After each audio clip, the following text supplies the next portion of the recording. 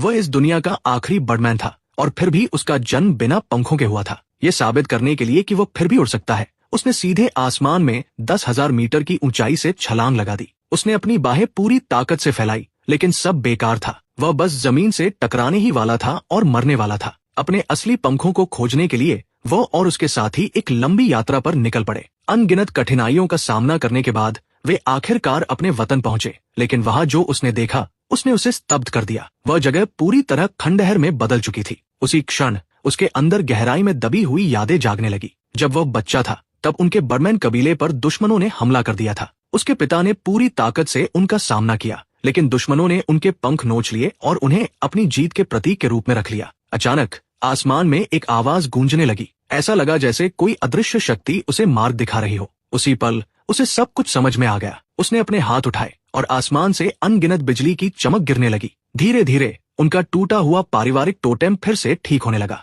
जैसे ही वह टोटेम पूरा हुआ, एक सुनहरी रोशनी धरती पर गिरी और जमीन के भीतर से एक जादुई लोहे की तलवार धीरे धीरे ऊपर उठने लगी। लेकिन उसे जश्न मनाने का मौका भी नहीं मिला, क्योंकि अचानक आसमान में दुश्मनों के विमानों की पूरी सेना दिखाई देने लगी। उनका नेतृत्व वही आदमी कर रहा था जिसने उसके पिता को मारा था। लड़ाई तुरंत शुरू हो गई। उसने अपनी पूरी ताकत से मुकाबला किया, लेकिन आखिरकार वह पकड़ा गया। उसी समय एक सैनिक उस जादुई तलवार की ओर दौड़ा और उसे निकालने की कोशिश करने लगा, लेकिन एक साधारण शरीर उसकी शक्ति को सहन नहीं कर सका। अगले ही पल वो राख में बदल गया। जब उसकी साथी ने उसे कैद में देखा तो वह तुरंत तलवार की ओर दौड़ी। जैसे ही उसने उसकी मूठ को पकड़ा, एक भयानक ऊर्जा विस्फोट हुआ। तलवार की शक्ति से पूरा युद्ध का मैदान तबाह हो गया। वो ऊर्जा ऊपर उठी और फिर आसमान से गिरने लगी। उसी निर्णायक क्षण में उसके अंदर की रक्तवंशीय शक्ति जाग उठी। अगले ही पल उसकी पीठ से पंख निकल आए। वो उड़कर ऊपर गया और उसे अपनी बाहों में पकड़ लिया, लेकिन तभी उसे एक भयानक सच्चाई का एहसास हुआ। तलवार की शक्ति ने उसे भ्रष्ट कर दिया था।